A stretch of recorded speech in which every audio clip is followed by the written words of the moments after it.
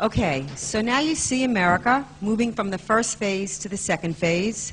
You see Europe moving from the second phase to the third phase. And you see the last phase. And my next speaker, who I had the privilege of communicating with years ago when he was stationed in Afghanistan, and we would write to each other, and his emails were so profound. I said, Alan, you have to let me run your emails as columns. I cannot be the only recipient of this goodness. And he had the colonel from Kandahar, and he was much loved by Atlas readers. The reason why I thought it was essential for Alan to speak was because in order to fight this, we need the right political leadership. We need political leadership that understands the problem and how the enemy approaches this country. And so I believe that with leadership like Alan West, we will be able to save America. And it cannot be done without the right politicians. You ask your politicians, you ask them when you meet and greet where they are about jihad. Do they understand? Are they even curious? I mean, I've met many politicians here that seem genuinely curious, that don't know, because there's this cover-up, so to speak. Anyway, I want to introduce Lieutenant Colonel Alan West, the next congressman from 22nd District.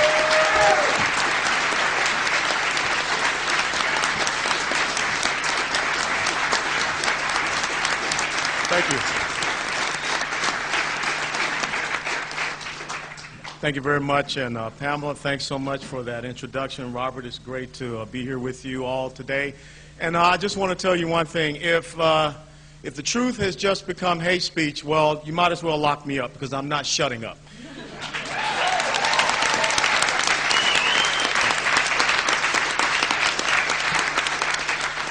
One of the key conservative principles is national security.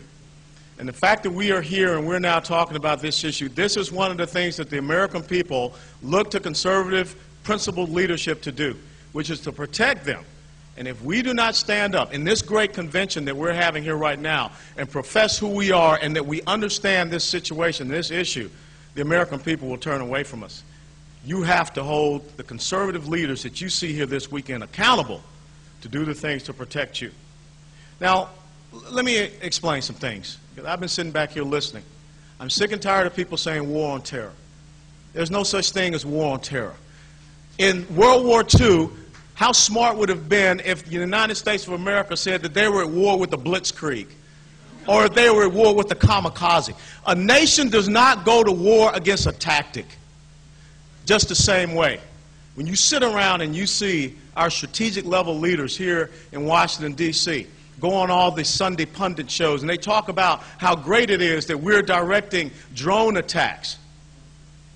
If you think back to what happened in Vietnam, when LBJ was doing bombing approval right here out of the White House, that's not what a strategic level thinker is supposed to be doing. That's not strategic perspective. A nation goes to war against an ideology. And that's what we've been talking about here today. We've been talking about the fact that we are against something that is a totalitarian, theocratic, political ideology, and it is called Islam.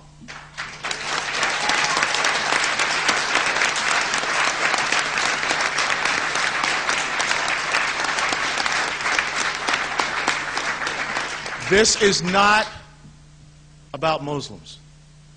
Because just the same as in Nazi Germany, not every German was a Nazi.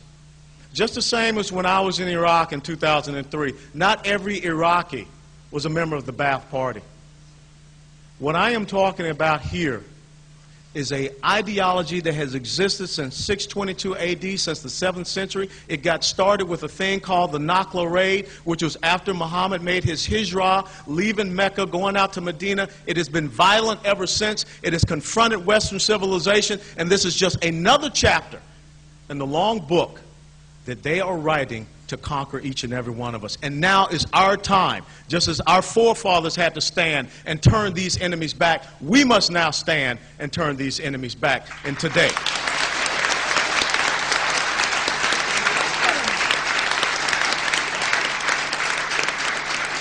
You have heard Stephen talk about abrogation.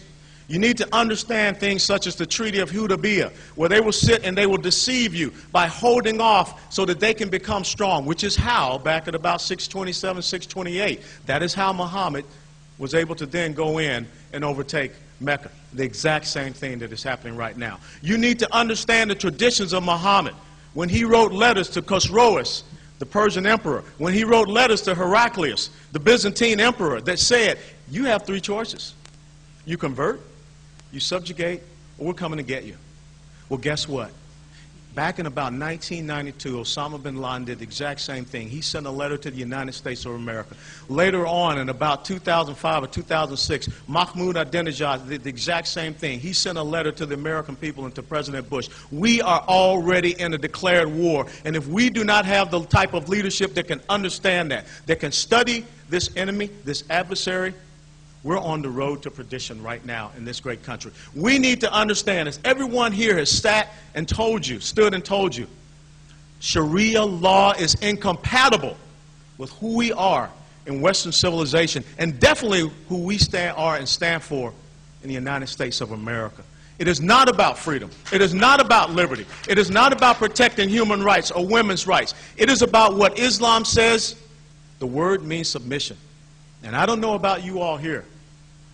I'm not living as a dhimmi. I'm not living and subject to any other type of ideology except for that which is written in the Constitution of these great United States of America.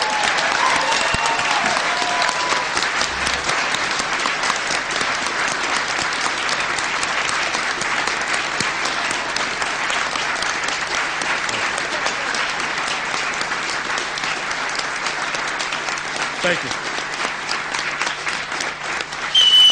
We must understand that we have to regain the initiative in this fight. Just the same as our young soldiers now are operating under this restrictive rules of engagement, which prevent them from having the initiative against the enemy. You just saw in Marja and Helmand Province where the Taliban would come out and drop their weapons and walk out and taunt our soldiers and go away to fight again. That would not happen under my command if I was commander-in-chief.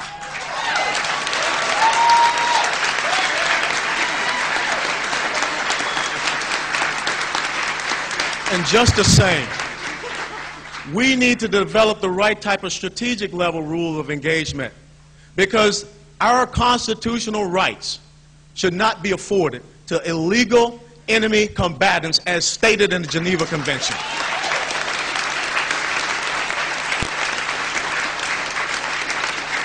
We can no longer allow this enemy to come in and use this new tactic of lawfare, which most of the people standing here know. That is how they continue to try to get you to shut up. We should be going after them, not allowing them to use our legal system, and I'll be damned any lawyer that will stand up and prosecute a United States citizen to take away their freedom of speech. They are not my brother. They are not my sister. They need to pack up and leave this country.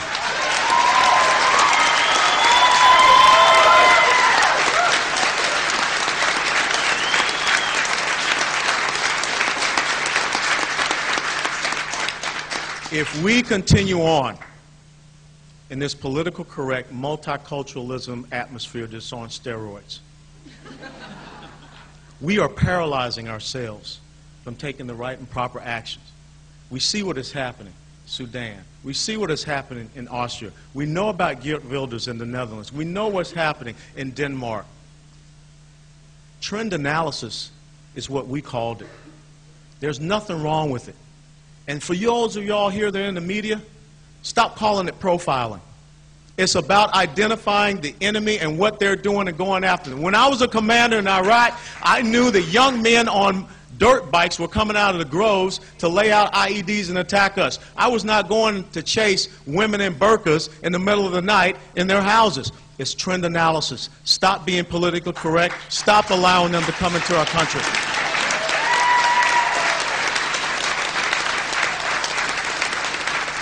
If you do not understand that the reality of your enemy must become your own, we can continue in this state of denial.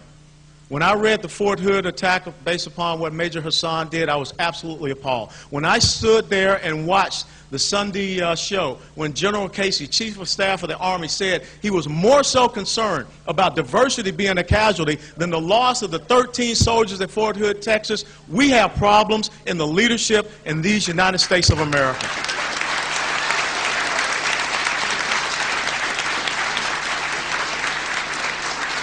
We must accept their reality.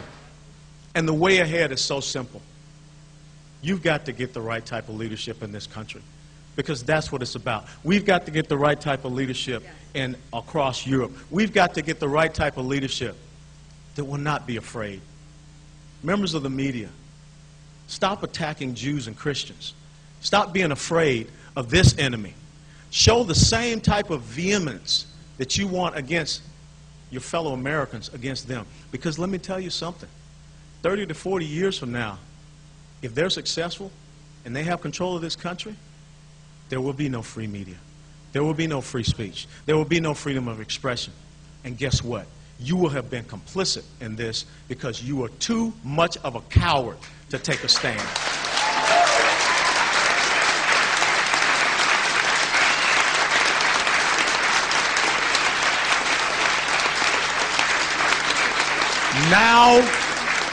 Now is the time for principled leadership in the United States of America.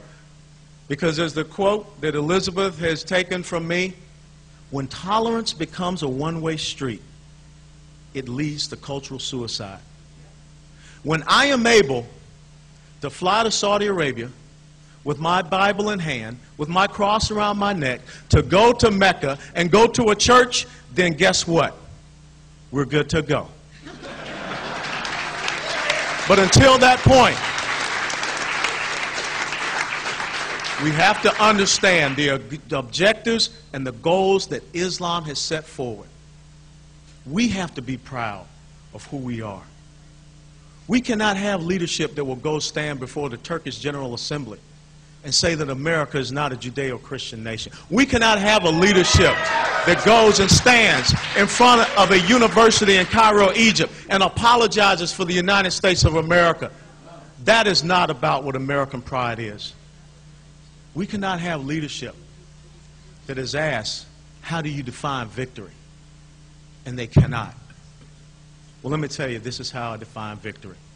It's just the same as Ronald Reagan did when he was asked about communism. We win, they lose. God bless you all. Thank you.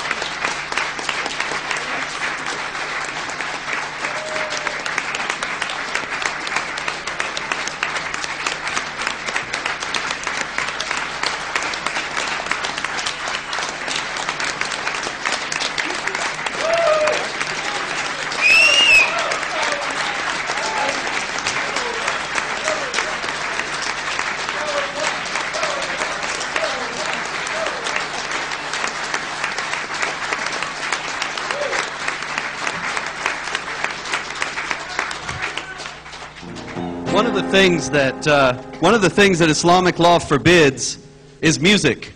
And so we're going to go out with a little bit of very forbidden, haram, patriotic music. But before that, this is from John David. Just a second. As you go out in the back, there is a table where you can find pins, U.S.-Israel flag pins, because Israel is on the front line of the global jihad. You can get... There are 2 books that are available there, The Majestic 12 and Muslim Mafia, and the authors are back there. Corral them, get them to sign them. And also, we would be very grateful for donations to the Freedom Defense Initiative, because who else is doing this? We are telling the truth about these things where it has to be told, and we need your help to do this again. John David. Folks, thank you so much. And Atomic Jihad. Don't forget to go see Atomic Jihad on Saturday morning at 9 o'clock about Ahmadinejad and his jihad against the West. Nothing screams to me play live music than 2 hours of sober information on Islam. However, unless the song represents what's at stake. The song's called American Heart. They say our reputation needs a new coat of paint and a delicate melody. But I say I like the bruises, and a melody don't mean a thing if we don't have the strength to sing. And I won't be made to ever feel ashamed that I'm American made. I got American parts, I got American faith in America's heart. Go on, raise the flag, 'cause I got stars in my eyes. Oh, I'm in love with her, and I won't apologize.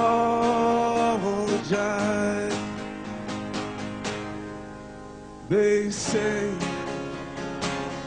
that we need changing, as if all the founding fathers seem to get it wrong. But I say I still believe in the greatest innovator, liberator, cultivator freedom knows. So I suggest you take a look inside, 'cause I think you've changed already. You went and lost your pride, but I'm American made. I got American parts, I got American faith in America's heart. Go on, raise the flag, 'cause I got stars in my eyes. Oh, I'm in love with her, and I won't apologize. Dress her up so you don't recognize her. She'll still be there if you wake up in the night, because a mother can always find her child, even when that child don't know he's lost. I'm American made, I got American parts, I got American faith in America's heart. Go on, raise the flag, 'cause I got stars in my eyes. Oh, I'm in love with her, and I won't apologize. Oh, I'm in love with her, and I won't apologize. Thanks for listening.